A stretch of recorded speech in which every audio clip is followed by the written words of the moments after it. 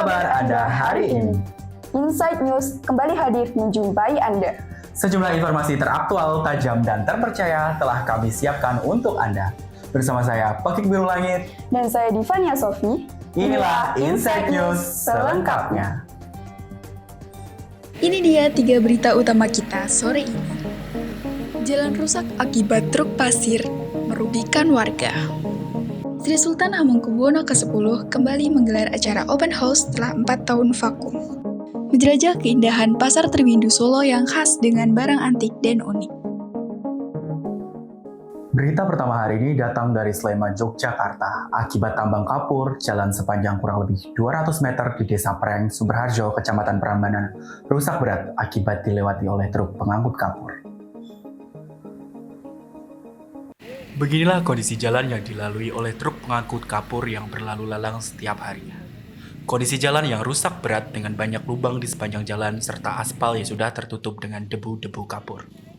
Pengendara yang melewati jalan ini sering mengalami gangguan pernafasan serta penglihatan akibat debu yang berterbangan. Siapa? Nama saya Suripto. Apa yang dirasakan setelah ada proyek ini? Dirasakan kalau mau jalan, ya saya seperti saya sendiri cari rumput kan, itu mau jalan aja sulit. Jadi ya pas-pas kalau jalan gitu loh. Terus ini paretan yang kalen itu kan, ya sungai kecil itu kan rusak. Jadi petani merasa rugi kalau banjir itu kan tanaman pada rusak gitu loh. Dari kapan maksudnya jalannya? Ya kurang itu? lebih 1 bulan. Ya 1 bulan merasakan jalannya. Merasakan rusak jalannya, mau jalan juga sukar gitu. Dari yang sebelumnya, sebelum ada proyek ini, apakah jalannya sudah seperti ini? Ya sudah agak rusak gitu. Agak rusak tapi untuk jalan itu masih mudah gitu loh Pak. Warga setempat berharap ada solusi dari pemerintah daerah dan pertanggungjawaban dari pihak pengelola tambang. Pemirsa, tempat pembuangan sampah akhir Piungan di Bantul, Yogyakarta telah ditutup permanen sejak Selasa, 30 April 2024. Inilah pemandangan dari jauh lokasi tempat pembuangan akhir sampah Piungan. Dengan lahan seluas 12,5 hektar ini, setiap harinya menerima sampah sejumlah 700 hingga 900 ton per hari. Dari wilayah Sleman, Bantul, dan kota Yogyakarta. Setelah beroperasi selama 27 tahun, akhirnya pada 30 April 2024 resmi ditutup secara permanen. Pemda DIY berharap pengelolaan sampah dapat dilakukan secara mandiri oleh masing-masing wilayah setempat. Berita selanjutnya datang dari Banyunibo, Prambanan, Sleman. Gerombolan geng motor CB meresahkan warga masyarakat sekitar Karena berkonvoi dan mengedrop kendaraannya di sekitar rumah warga. Beginilah kondisi para peserta konvoi klub motor CB yang sedang menggelar touring tahunan. Ratusan peserta yang berasal dari Jateng dan DIY ini memadati ruas area sekitar Jalan Raya Nibo. Kegiatan ini membuat warga masyarakat yang berada di sekitarnya merasa terganggu. Selain akses jalan yang tertutup oleh motor, para anggota klub motor juga suara knalpot yang bisik yang dihasilkan oleh knalpot motor CB. Tak jarang juga didapati banyak anggota klub motor yang tertidur di emperan rumah warga. Dalam rangka memperingati Hari Tari Dunia, Dinas Kebudayaan Provinsi Daerah Istimewa Yogyakarta kembali menyelenggarakan acara Jogja Joget 2024 dengan mengusung tema Ritus Magma. Acara Jogja Joget diselenggarakan pada 29 April 2024 di kawasan Museum Gunung Merapi, Sleman, Yogyakarta. Acara ini diikuti oleh kurang lebih 550 penari dari seluruh provinsi Yogyakarta dan penari internasional dari Ekuador. Salah satu penari mengaku telah berlatih selama 2 bulan untuk menyiapkan acara ini. Halo semuanya, perkenalkan nama saya biasa dipanggil Mas Jajan, Dimas Arul.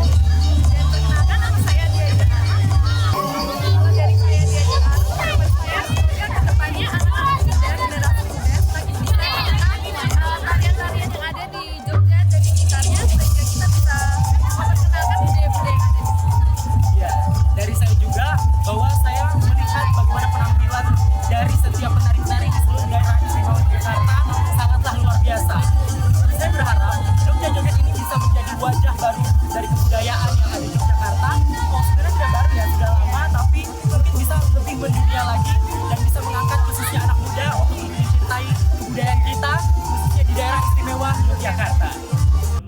Diharapkan acara ini mampu menjadi ajang silaturahmi dan berkarya antar seniman tari di wilayah Yogyakarta.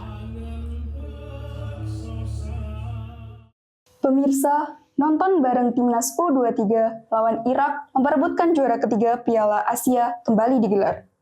Nonton bareng kembali digelar di lapangan Degung Sleman, Yogyakarta pada Kamis malam pukul 22.00 waktu Indonesia Barat. Terlihat para penonton cukup antusias menonton jalannya pertandingan ini. Para penonton nampak beberapa kali bersorak saat Indonesia nyaris mencetak gol ke gawang lawan. Namun ada momen di mana penonton tampak kecewa ketika Irak berhasil mencetak gol untuk kedua kalinya. Kegiatan nobar ini berlangsung cukup kondusif dengan dibantu keamanan dari pihak Polri. Untuk persiapan keamanan tadi mulai kurang lebih jam 21.00 sudah diabadikan di halaman sini untuk terkait dengan prosedur pengamanan. Ada yang terbuka dan yang tertutup dalam artian untuk yang berpakaian seragam dan juga ada yang berpakaian preman. Demikian untuk antisipasi hal-hal yang tidak diinginkan nanti untuk para penonton yang ingin nonton bareng di lapangan itu. Apakah acara sudah kondusif atau banyak hal yang mengganggu selama acara ini berlangsung? Alhamdulillah sampai dengan saat ini berjalan dengan aman dan kondusif, tidak ada hal yang mengganggu. Demikian. Meski tidak berhasil menyabet posisi ketiga, namun para penonton tetap merasa bangga dengan pencapaian Timnas U23.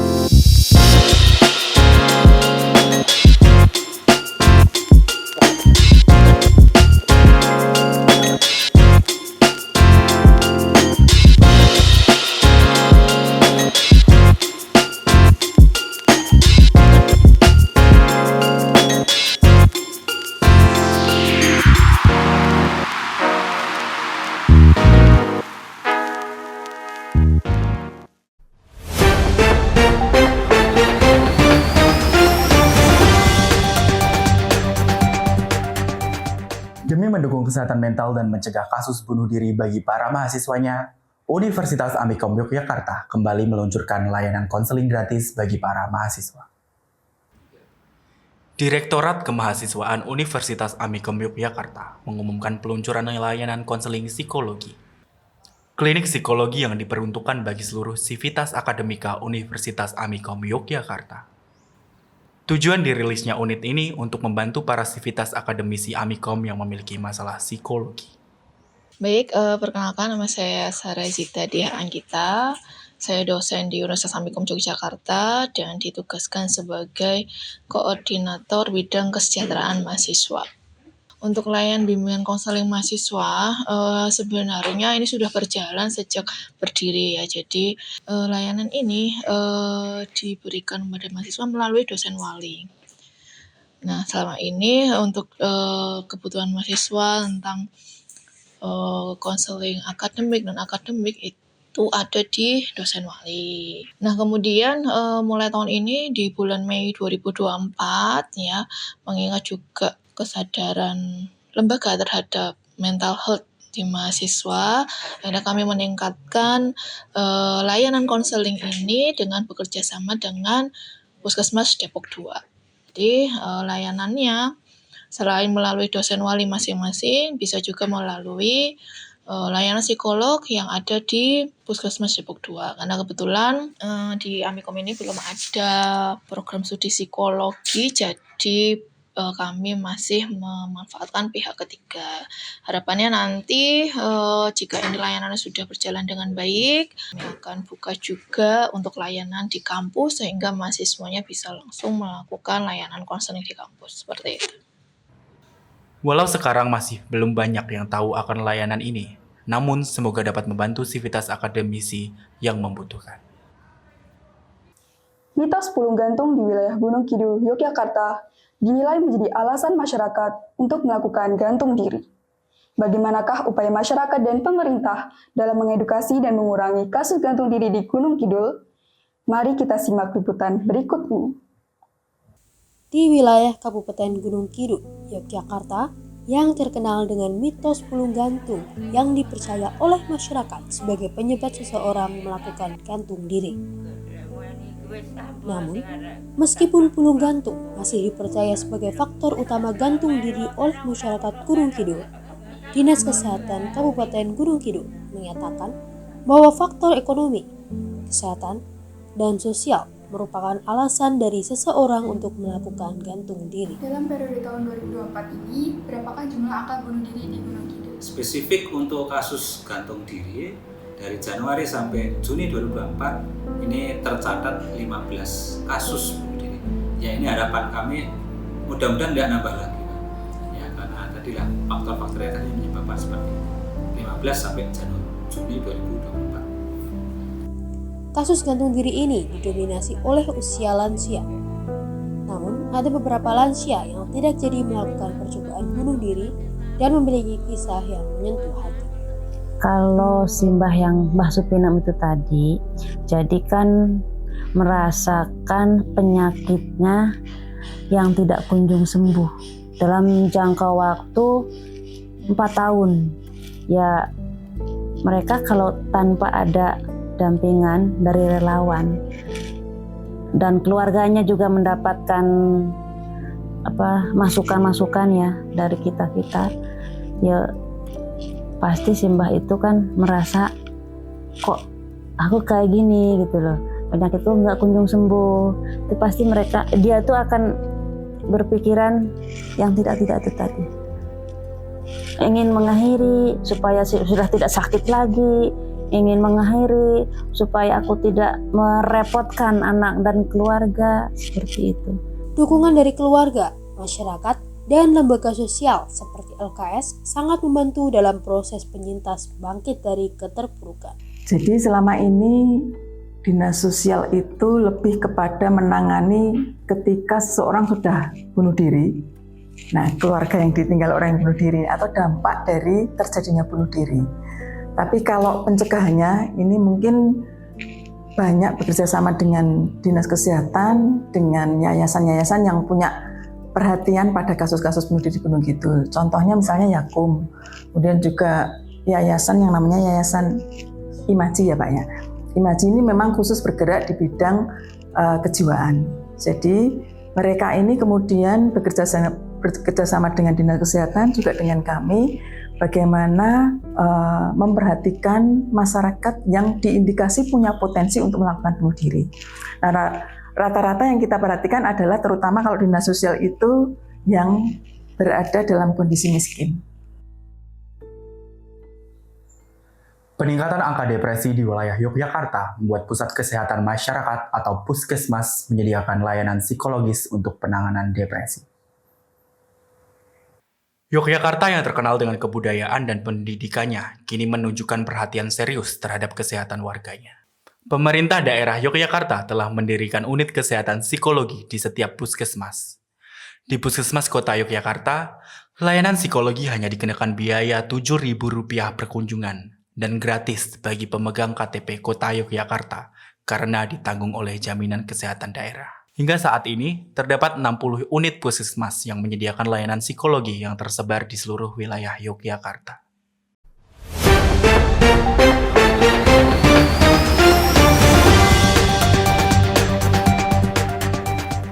Penjualan hewan liar masih marak terjadi. Salah satunya terjadi di Pasar Pasti, Bantul, Yogyakarta. Pasar Pasti Bantul, Yogyakarta menjadi sorotan akibat praktik eksploitasi hewan yang memprihatinkan. Berbagai hewan termasuk burung, anjing, kucing, hingga monyet dijual dalam kondisi buruk. Kandang sempit, kotor, dan kekurangan makanan serta air. Praktik penyelundupan hewan liar yang dilindungi juga marak terjadi. Kontroversi konsumsi olahan daging anjing masih menjadi perhatian yang serius bagi para dog lovers. Untuk mengetahui bagaimana para pedagang masih bisa bertahan di tengah kontroversi yang terjadi, mari kita ikuti investigasi yang berikut ini. Pemirsa, sore ini kami hadirkan berita investigasi terkait kontroversi konsumsi daging anjing. Di Yogyakarta sendiri, tepatnya di daerah Lempuyangan, ditemukan pedagang tongseng yang memakai daging dari olahan daging anjing. Berikut laporan selengkapnya. Beberapa minggu belakangan ini, tim investigasi kami melakukan penyamaran di daerah Lempuyangan. Kami menemukan pedagang tongseng yang berbahan dasar daging anjing. Pedagang ini secara terang-terangan menjual tongseng jualannya yang berbahan daging anjing dengan nama tongseng jamu. Sebutan jamu untuk makanan seperti tongseng merupakan sebutan khas para warga sekitar untuk mengetahui bahan dasar dari olahan makanan tongseng ini. Ini masalah apa namanya nih Pak? Kalau di sini tongseng namanya. Terus apa sih pendapat Mbaknya soal soal kayak orang yang melantarin anjingnya atau mungkin orang yang mengkonsumsi bahkan menjual belikan daging anjing itu? Kalau menurut saya sih itu tega sih. Kayak itu kan sebuah peliharaan, sebuah yang harus dihargai ya. Ada buat kita tuh buat bikin kita bahagia gitu loh. Bukan untuk dikonsumsi. Jadi itu agak tega dan gak punya hati ya. Karena benar-benar mereka bilangnya anjing itu haram, tapi yang mengkonsumsi sendiri adalah mereka gitu. Jadi salahnya di anjingnya atau di merekanya kita nggak tahu kan. Demikian laporan investigasi kami sore ini. Terima kasih telah menyaksikan. Selamat sore. Berbanding terbalik dengan eksploitasi, salah satu kafe di Yogyakarta menawarkan sensasi nongkrong bersama para anjing lucu.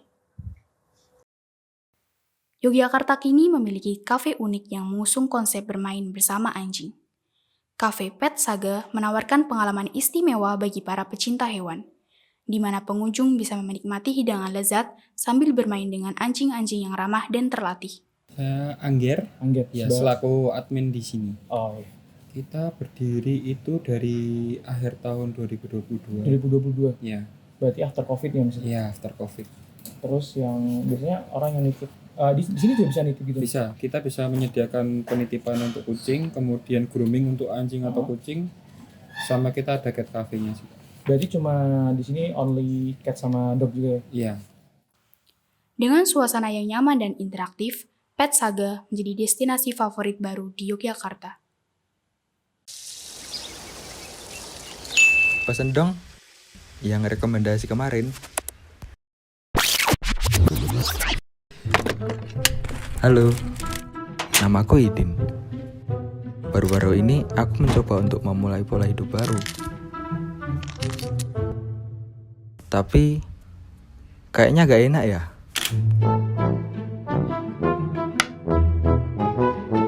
Kemudian aku ingat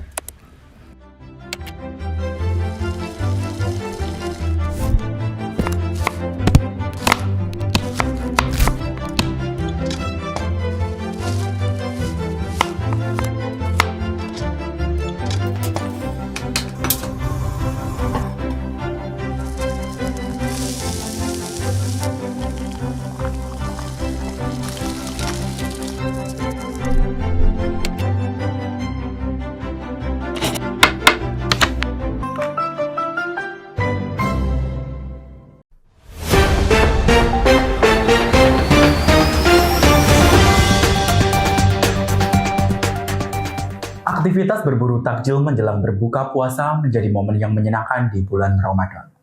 Di sekitar Stadion Maguwo Harjo, Sleman, Yogyakarta, pengunjung bisa menemukan berbagai makanan berbuka puasa yang lezat. Di sepanjang jalan kawasan Stadion Maguwo Harjo, Sleman, Yogyakarta menjadi pusat jajanan takjil untuk berbuka puasa. Pembeli memadati area ini mulai pukul 15.00 waktu Indonesia Barat. Terdapat beragam jenis takjil, mulai dari gorengan, bakaran, sate-satean, hingga berbagai jenis minuman. Pusat jajanan ini menarik banyak pembeli dan menjadi tujuan favorit selama bulan Ramadan. Tidak hanya pedagang makanan saja yang mengalami kenaikan omset di bulan Ramadan ini, para pedagang baju di kawasan Pasar Beringharjo mengalami hal yang sama. Seperti inilah kondisi toko penjualan baju yang berada di Pasar Beringharjo, Yogyakarta. Masyarakat mulai berburu busana muslim jelang Hari Raya Idul Fitri. Saat memasuki bulan Ramadan, pembeli banyak mencari perlengkapan beribadah seperti baju koko, hijab, gamis, dan sarung. Dalam sehari mereka mampu menjual 5 hingga 10 potong baju. Salah satu pedagang mengaku mengalami kenaikan omset sebesar 2 kali lipat dari hari biasanya. Permisi Bu, Iya. Ibu siapa? Ibu Rika? Dengan bulan Ramadan ini, apakah pengunjungnya lebih banyak daripada bulan-bulan biasanya? Alhamdulillah Ramadan ini pasti pengunjung lebih daripada pengunjung hari biasa. Oh, Iya. apakah peminatnya lebih banyak ke busana yang muslim atau seperti apa? Kalau Ramadan sih campur sih Mbak. Muslim, tapi dominannya di Muslim sama di Mukena. Itu udah pasti. Oh, berarti lebih banyak yang menyukai tentang hal yang berbau tentang akan Idul Fitri gitu. Iya, so Idul Fitri lah pokoknya hari raya. Baik, terus pengunjungnya lebih banyak daripada bulan-bulan biasa. Apakah ada kenaikan omset toko itu sendiri? Alhamdulillah ada Mbak. Oh, berarti ada kenaikan. Apakah naiknya itu benar-benar sangat-sangat terlihat atau ada naik? Ada naiknya tapi nggak terlalu sih Mbak. Terlalu signifikan nggak. Ya, tetap ada kenaikan tapi nggak selisih jauh sama hari biasa. Iya, karena orang sekarang kan dominan belanja nggak cuma di hari raya aja. Betul. Aneka jenis baju lebaran di Pasar Beringharjo ini dijual dengan harga yang bervariasi, mulai dari puluhan ribu hingga ratusan ribu rupiah.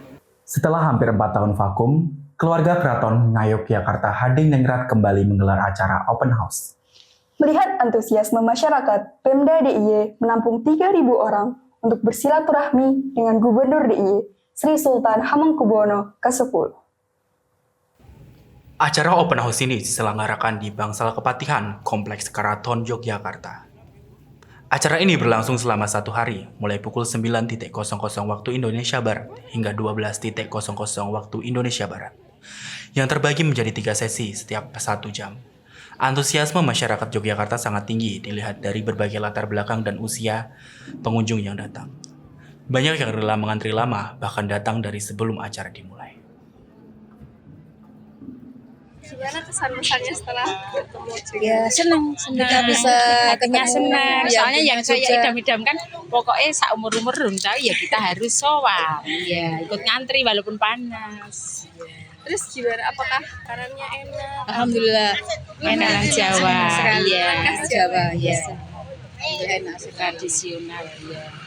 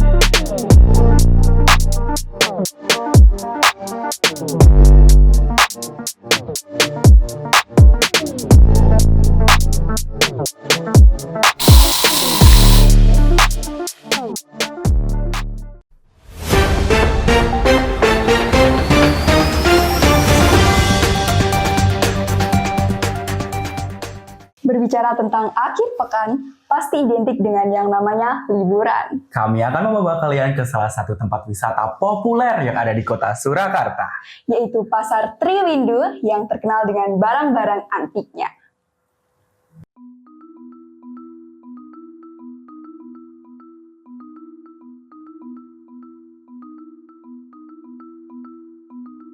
Halo pemirsa, kali ini saya berada di Pasar Triwindu. Pasar Triwindu merupakan salah satu pasar yang unik yang ada di kota Surakarta ini. Yuk ikuti aku jelajahi Pasar Triwindu. Pasar Triwindu Solo saat ini menjadi surga bagi para penggemar barang-barang antik. Aneka barang lawas tersaji di pasar yang menjadi salah satu ikon wisata dari kota Solo ini. Dahulu, pasar ini dibangun bertepatan dengan 24 tahun Kanjeng Gusti Pangeran Adipati Arya Mangkunegara VII bertahta. Di pasar ini banyak sekali menjual barang-barang antik seperti hiasan dinding, ornamen-ornamen lampu.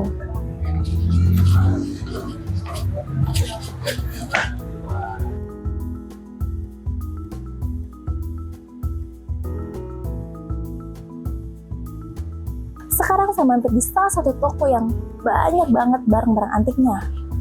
Mulai dari harga ribuan sampai berjuta-juta. Bisa dilihat ini. Contohnya kalung yang aku pakai saat ini.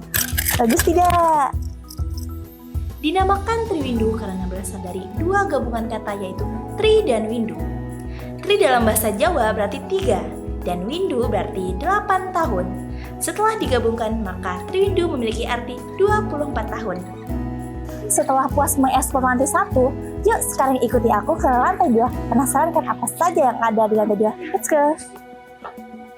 Di lantai 2-nya menaruhkan fashion mulai dari pakaian, kebaya lawas, selendang, dan juga masih banyak lainnya. Walaupun lawas, keindahan dan keunikan pasar Triwindu menjadi daya tarik tersendiri bagi turis lokal maupun mancanegara. Nah, sekarang aku lagi coba salah satu kebaya motif tradisional jumput. Bagus bukan? Wah, ternyata capek juga ya keliling-keliling di pasar Triwindu ini. Terima kasih untuk kalian sudah mengikuti perjalanan aku kali ini. Tapi sebelum itu, aku pergi jajan dulu.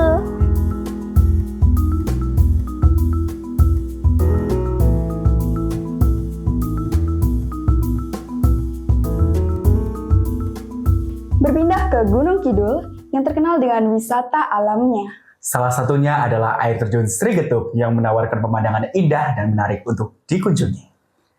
Berita ini sekaligus menutup perjumpaan kita untuk hari ini bersama saya Pekik Biru Langit dan saya Divania Sofi, pamit undur diri. Selamat sore dan sampai jumpa.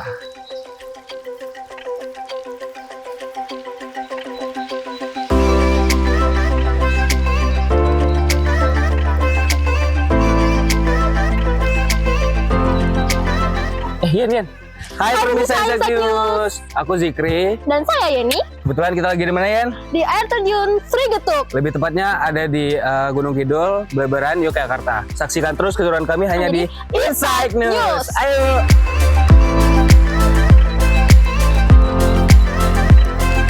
Oke, jadi untuk mau langsung ke air terjunnya kita ada memiliki 2 akses. Jadi bisa jalan kaki atau enggak kita bisa naik getek. Kalau buat jalan kakinya itu ada 5 menitan gitu guys. Cuman kalau mau naik perahu kita harus bayar 10.000 per orang. Oke, saksikan terus ya di kami di kapal. Let's go.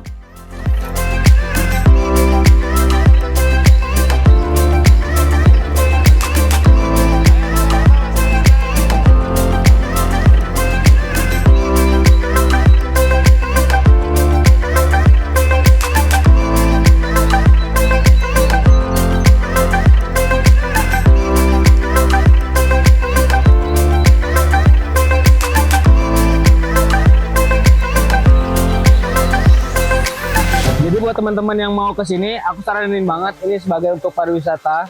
Jadi aku saranin juga untuk teman-teman ke sini itu dari jam berapa ya? Jam 1 sampai jam 5 guys. Karena untuk di sininya tuh kan agak lumayan penerangannya kan agak lumayan gelap. Jadi kalau bisa datang lebih awal sih, gitu.